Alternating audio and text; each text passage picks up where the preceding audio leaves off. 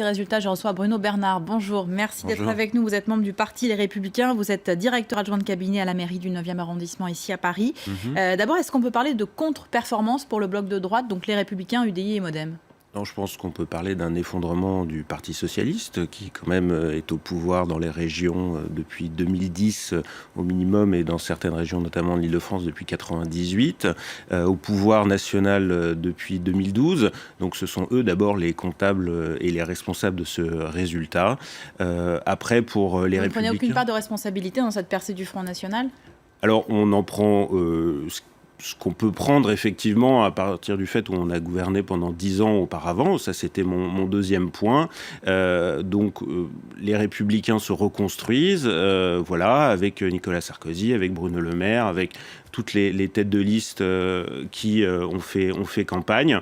Oui, c'est un problème gauche et droite confondus. Ça fait 30 ans qu'on nous annonce le mur. Là, on vient de s'en prendre un. Ça fait toujours bizarre. Il y a déjà eu un mur lors des élections départementales, européennes. Et les élections européennes, mais il y en a une... C'est différent cette fois-ci ou pas forcément ? Il y en a à chaque élection, à peu près.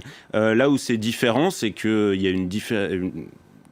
une avance telle pour le Front National dans certaines régions qu'effectivement on se demande comment on va réussir à les rattraper. Après, il y a un moment, quand on échoue aux responsabilités, il ne faut pas s'étonner non plus que les électeurs décident de changer. Ils ont fait 10 ans de droite, ils n'étaient pas contents puisqu'ils nous ont sortis en 2012.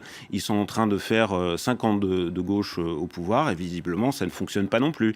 Donc, comment est-ce que vous pouvez ramener ces électeurs qui ont voté Front National dans votre parti ? Je pense que c'est sur quel sujet qu'il faut infléchir c'est pas forcément sur des sujets, c'est parce que les sujets on les a et on les a toujours eus. D'ailleurs Nicolas Sarkozy l'avait montré en 2007.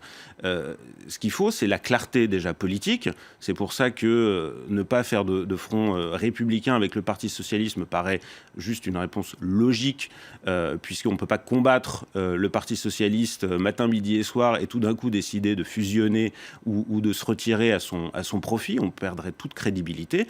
Et ensuite, il faut montrer, comme je dis, le retour de la crédibilité. C'est-à-dire que quand on fait des propositions et des offres, il faut être certain de les mettre en œuvre si on arrive au pouvoir. C'est ça la question. Ce que nous reprochent les électeurs, c'est d'avoir été élus en 2007 et de ne pas avoir suffisamment réformé la France, suffisamment changé le pays en 5 ans de pouvoir quasi absolu.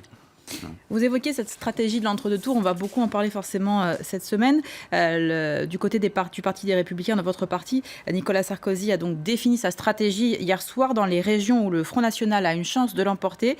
Il ne veut pas que ses candidats se retirent ou bien qu'ils fusionnent leur liste avec la gauche. On voit les réactions hier soir avec Axel May. C'est devenu un mot à la mode au sein du Parti Les Républicains, le ni-ni, en l'occurrence le ni retrait ni fusion.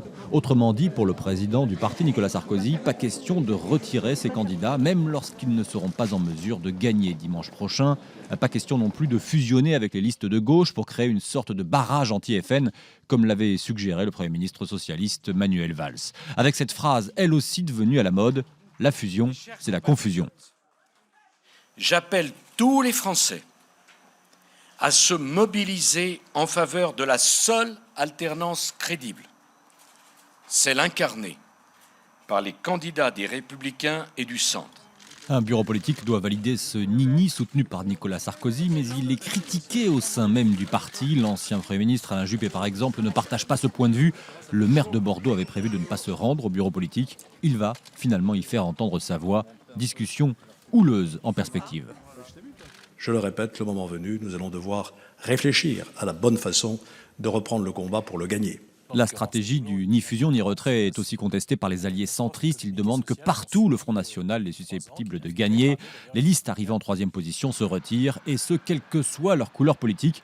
D'autant qu'en face, le Parti socialiste est sur cette ligne-là. Dans les régions à risque Front National, où la gauche ne devance pas la droite, le Parti socialiste décide de faire barrage républicain, en particulier dans le Nord, Pas-de-Calais, Picardie, en Provence, Côte d'Azur.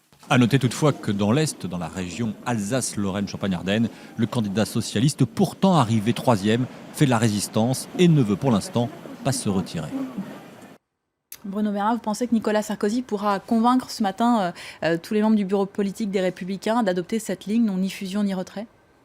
Bonne question. Il y a des réticences, il y en a qui se sont déjà exprimés hier soir. Oui, il y a des réticences, une manière de faire de la politique comme depuis les 30, 40 dernières années. On a vu le résultat, le Front National est toujours plus haut. Je préfère qu'on perde avec nos couleurs plutôt que de tout mélanger et de donner le flanc à la critique facile du Front National, de l'UMPS ou les Républicains PS. Aujourd'hui, en plus, cette question ne concerne qu'une seule région où la liste des Républicains est arrivée 3e. Sinon, cette question se pose uniquement au Parti socialiste, notamment dans la grande région Est. Votre principal adversaire donc pour dimanche prochain, c'est qui? C'est le Front National ou c'est le Parti socialiste? C'est l'abstention. Déjà, convaincre un électeur sur 2, c'est pas suffisant. Donc, il faut convaincre les autres d'aller voter. Et puis, ceux qui sont nos adversaires, c'est le Front National et le Parti socialiste. Principalement, vu les résultats, ça va être le Front National dans la plupart des régions où ils sont arrivés en tête. Merci beaucoup Bruno Bernard d'être venu sur notre plateau. Je rappelle donc que le principal enseignement de ces premiers tours de ces élections régionales, c'est l'arrivée en tête du Front National, en tête dans 6 des 13 régions. On verra donc dimanche soir combien de régions le Front National est en mesure de contrôler. On passe maintenant au reste